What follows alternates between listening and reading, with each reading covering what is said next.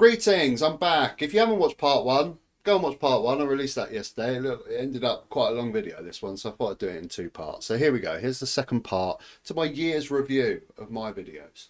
Still got my quality shoot. Now, next up, I've got two videos that were quite similar. The one with Trevor Colt and one back with our good friend, ex-Army Paz. Basically talking shit, just talking absolute rubbish. Now, I've always said, look, I don't have a problem if you have right-wing views or left-wing views or conservative views. If you're pro-immigration, if you're anti-immigration, we can have a conversation, that's fine. But one thing that I can't stand, and what makes me do videos like these two videos, is when you just put out blatant lies. Trevor Colt put out a video where he tried to say that unemployment levels were going up because of illegal immigration, and it's just factually untrue. It's just complete and utter nonsense. Unemployment figures are not made up from asylum seekers. Asylum seekers can't work while they're claiming asylum, so they're not included in unemployment figures, and it just really annoys me. Like I say, we can have a debate, we can have a conversation about right-wing politics or left-wing politics, but I just can't stand it when just blatant lies are just pumped out in there. And the second one was back with our good friend ex-Army Paz, where he done a video trying to claim that Caroline Lucas had implemented bank-busting woke policy. But it was this point at the end of the video that really got my attention. Thing is, he might just win Brighton seats because Brighton's a very left-wing area. They had a Green Party MP for years who implemented bank-busting woke climate policies, and they didn't seem to mind, which is odd. Bank-busting woke policies. Now, this is so obviously untrue. I mean, Caroline Lucas is just one lonely Green MP in Parliament, okay? She's nowhere near power. She's certainly not in government. I'd love some sort of example of these bank-busting woke policies that supposedly she's implemented. I mean, she's not in the Tory party. Only MPs in government can implement policy. Caroline Lucas can't do shit. And, you know, it's just frustrating because, like I say, I'm quite happy to discuss, and you can put forward perfectly good, reasonable arguments for lower immigration or lower tax or higher tax, whatever your position is. But I just get really frustrated when people just put out blatant misinformation and blatant lies. And, you know, I'd love to have a conversation on these topics with Paz. I've always said that. And I'm sure deep down he's a decent guy. You know, we all generally want the same things in life, don't we? Whether you're left, right, conservative, liberal, whatever, we all want the same things. We all want better healthcare, better education for our kids, better jobs, and to be able to get on in life. We just have vastly different opinions on how to get there. And I'd love to discuss these opinions. And I don't know whether it's going to happen. Hopefully, well, it's a way off yet. In May, I'm supposed to be having a conversation with Angry Bootneck. Absolute Bedlam podcast is going to be putting that together. We'll see if that comes. I look forward to it if it does. So what do we have next? Oh, Neil Oliver putting out blatant lies about the BBC checking the airport tarmac for temperatures to inflate the temperatures of climate change. More hate for Gary Lineker. I won't get into the video, but this hatred for Gary Lineker is always quite amusing to me. You know, everyone seems to expend so much energy in hating Gary Lineker in this country. I just really wish they put that energy into hating the Tories and hating the fact that we're living in poverty and homelessness, with food banks, with ever-increasing bills. You know, if that hatred, that level of hatred for Gary Lineker, that energy was used effectively elsewhere, imagine what we could accomplish in this country. Everyone hates Gary Lineker. What do you want to go with Gary Lineker? Oh God, and then we had Gillian Keegan, didn't we, wanting us to thank the Tories for all the hard work they're doing. Don't ever say, you know what, you've done a good job because everyone else has sat on their and done nothing. No signs of that, no? Feel free to let us know exactly what we're supposed to thank you for, because I'm at a loss. The strangest thing about that comment is that she actually generally sounded sincere, didn't she? It's like she generally believed it, that we should all thank her for the great job that the Tories are doing. NHS in tatters, ever-increasing homelessness, ever-increasing food blanks, child poverty, bills increasing, mortgage interest rates sky high. I mean, Gillian, if you can give me one example of how the Tories have made any aspect of life better since 2010, just one example of anything, I'll quite gladly, I'll quit the YouTube channel, I'll piss off right now. If you could just give me one example of what we should thank you for and what you've done well. Next up, we got Farage getting angry about some flags being waved. In fact, it was blooming rude, I thought, the whole thing. Rude, insulting, inappropriate. So Farage thinks it's rude, insulting and inappropriate to wave a flag. I know you want to ban our national flags, but we're going to wave you goodbye. He is an utter knob, isn't he? Next up, oh, perfect. We got Julia Hartley-Brewer getting angry over a shaving company targeting their advertising at people with beards. Greetings and welcome to another episode of pointless shit that people are getting angry about on the internet. Today we are featuring Julia Hartley-Brewer from Talk TV. It seems Julia's finding it hard to grasp the concept of a company producing an advert that will target people that might want to buy their product. The latest, though, is actually featuring a trans man, so a woman, and Braun. This is by Braun. It's a shaver, the Series X hybrid trimmers for men, and they've got a new advert, and it features a model using the trimmer on their beard, but their man is topless, appears to have a double mastectomy operation, so you know that this is a trans man, i.e. a biological woman. That's right. It appears that Julia is finding it hard to grasp the concept that a shaving company would want to target people that have a beard and might want to shave. Oh God, next up we've got the Tory Party Conference. Stand up and fight, because when you stand up and fight, the person beside you stands up and fights. The Luxury Beliefs Brigade sit in their ivory towers. What happened to the tofu eating wokarati? I preferred that. We're a bit more like a gang, like an army.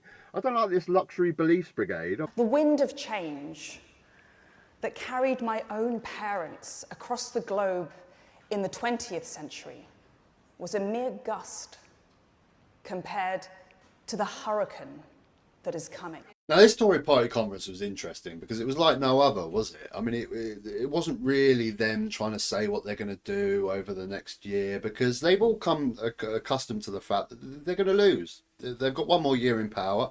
They're going to lose to an inevitable Keir Starmer's Labour. So they're all just power playing for the top job, aren't they? So they're all just setting up on their speeches. Braverman, Mordaunt. They either want the top job or they want a decent position in the shadows cabinet. And they're probably looking forward to it. To be honest, they probably are looking forward to not having to govern anymore, because that takes the pressure away. They can come out with all their rubbish and they can sit on their nice salary. They can get their jobs at GB News and write an article here and do this here, and they'll be loving life. It was just such a bizarre conference because they're all just vying different factions. You've got Liz Truss in a crazy far right economics. You've got Braverman trying to pander to that anti-immigrant sentiment. Mordaunt just went off on a right tangent about fighting someone. I don't know. Anyone. I don't know who we're supposed to be fighting. It was the most bizarre conference and I very much enjoyed it. Anyway, next up, what we got? Tory MPs assaulting people. I mean, that happens every week, doesn't it? Another Tory MP sexually assaulting someone. That's always going to happen, isn't it?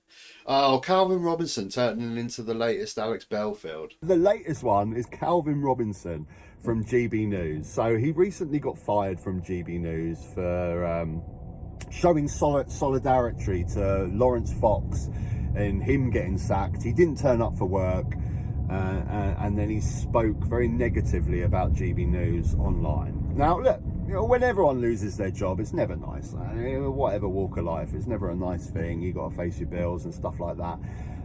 But you got to understand that, I mean, pretty much every single job now has some sort of clause in your contract that you can't talk negatively about the company online and on social media. Even if you got a job at Tesco's, you'll have the same thing in your contract. And I guarantee that he had the same thing in his contract. So if you're gonna not turn up to work, and well, he was striking, wasn't he? Ironically, something that the guy seems to demonise railway workers for or post office workers for. The issue is the tactics from this mob are Marxist, pure and simple. And all of the pressure that they put on the government is always party political. Whatever decision the Conservative government makes, the unions want the opposite. And I think Thatcher had it right in cutting them down to shape. But he's quite happy to strike himself because it's for a worthy cause. So if you're not going to turn up at work and you're going to slag off the company you work for online, you should probably expect to be fired, to be honest. But anyway, the guy got fired, so out comes the GoFundMe page. Here it is, he sets it up. Now, if you go into the details, the first section is, just honest, send in some money in solidarity for me because I've just lost my job, fine. But if you go further down the list, he starts going straight out of the Alex Belfield playbook. It's an identical thing. Further down is the fight against cancel culture and freedom of speech. And he says he's going to sue GB News. Can you help fund me for my legal costs to sue GB News? Now, the guy hasn't got a leg to stand for. He's not going to sue GB News. Even if he did, he'd be out of the courtroom in an hour. He didn't turn up for work. And he spoke incredibly negatively about the company that he works for on social media. All things that would be a break of his contract. He can't go and sue them. So where's that money going? In his pocket. So next up, I got my first ever video to reach 100,000 views. I've had short videos. I've had a short video get 1.5 million views, but it's a completely different beast altogether. Like proper videos.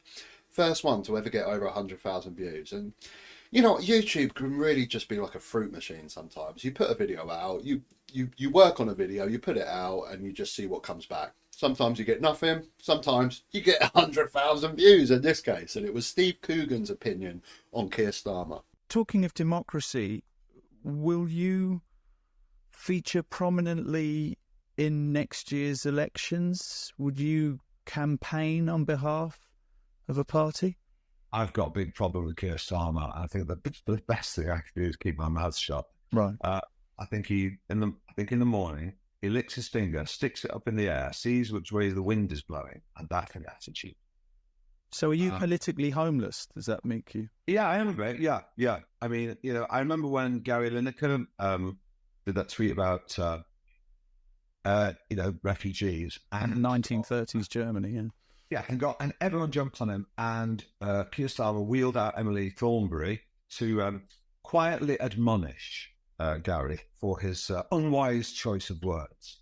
And then Keir Starmer, of course, hiding in the background, waiting to see which way the wind blows. And the next day, a tsunami of public support for Gary's sentiments emerged. And guess what? Keir Starmer was right behind Gary. What a surprise. Does that sadden you?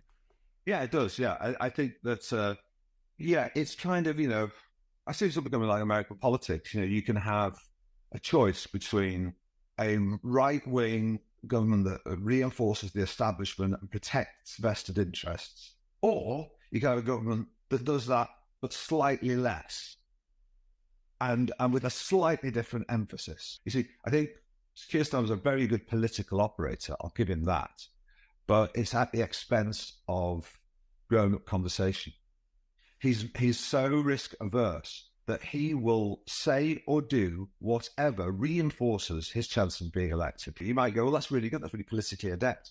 But it stops real conversation. It's very hard to disagree what Steve Coogan's saying there, really. I mean, it does just feel like Keir Starmer is just so scared of losing the election that he will just do or say whatever he thinks any interviewer needs to hear and whatever voter needs to hear. And there is a real fear that British politics is turning into American politics, where, like Steve Coogan just said, you can have a choice between a right-wing authoritarian government that reinforces corporations' needs or someone that does that but slightly less. I mean, that is what American politics is, and it kind of feels like it's going that way with Keir Starmer. I really hope he can prove me wrong.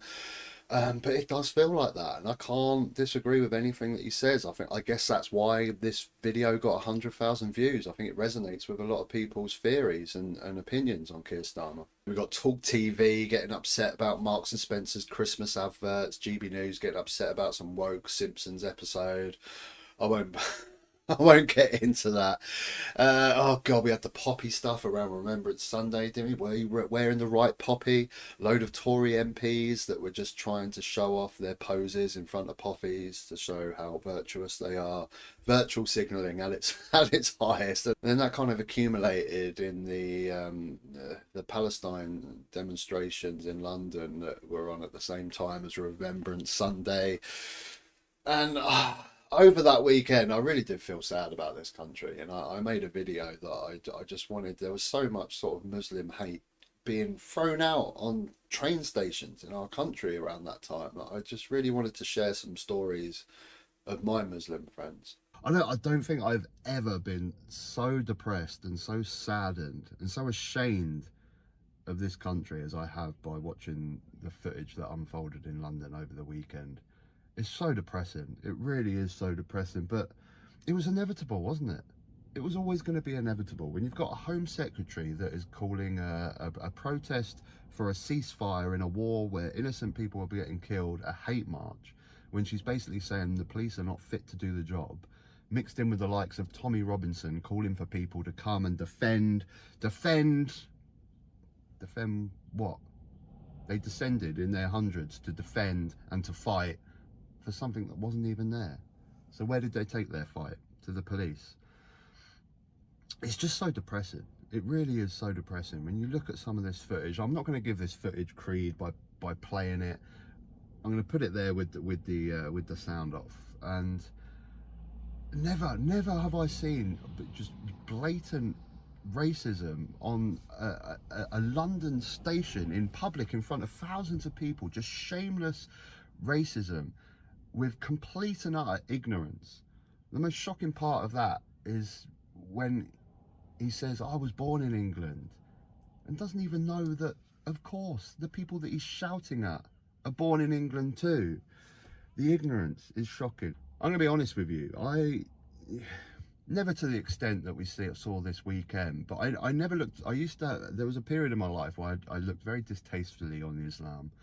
Back in the day of YouTube, when it was full of like atheist debates versus Muslims and stuff, you know, I'm an atheist, and you know, I was looking into the Quran and things like that, and I had bad feelings about Islam.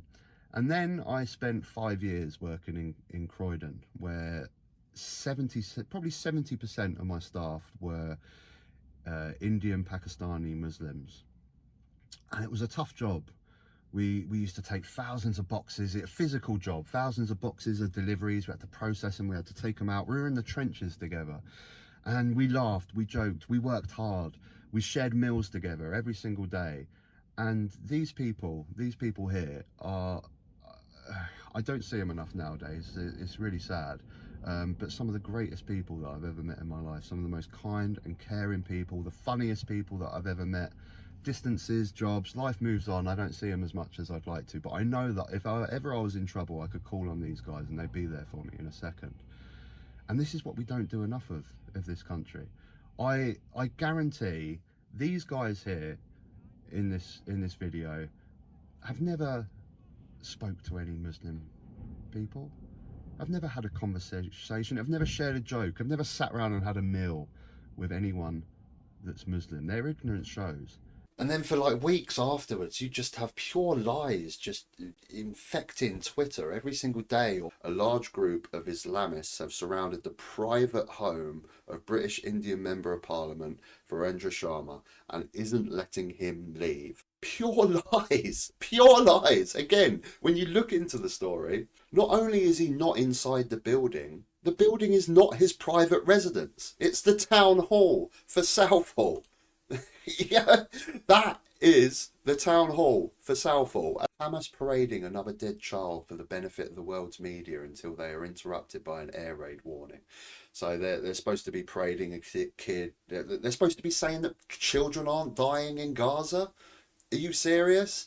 And more to the point, when you look down, you'll see that this is a video from 4 years ago, filmed in Jordan. For example, you can read what it's screen. I have to watch my language, and I'm not going to play the video for monetization properly, but you can read what it says on the screen there. You know, migrant does this, it's a young girl, and you know, if you watch the video, it's just so obvious this is Latin America. The Spanish they're speaking, the accents, this is nothing. They're trying to claim that this is Europe and it's a migrant, and there just seems to be a whole host of people that are just pumping this stuff into Twitter. They're finding the most evil, most violent videos they can and just creating their own narrative, their own context, and pumping it out. So I'm going to finish up on my most viewed video of the year, which was my Sunak couldn't care less if you're homeless video, and it portrayed the tragic story of one of my subscribers who couldn't get emergency accommodation, was told that they need to go and live on the streets for a couple of days before they get considered for emergency accommodation, just showing the pure lack of preemptive policy from our government right now. And it resonated with a lot of viewers, because basically when my videos do well, they seem to do well when I get a crossover of audience from the left to the right. And there is one thing that we all agree on in this country, whether you're the left of politics or the right of politics, we all agree that we all hate the Tories. So I'm starting to get a bit of a crossover of audiences when I just do a video slagging off the Tories and the fact that they don't care about us.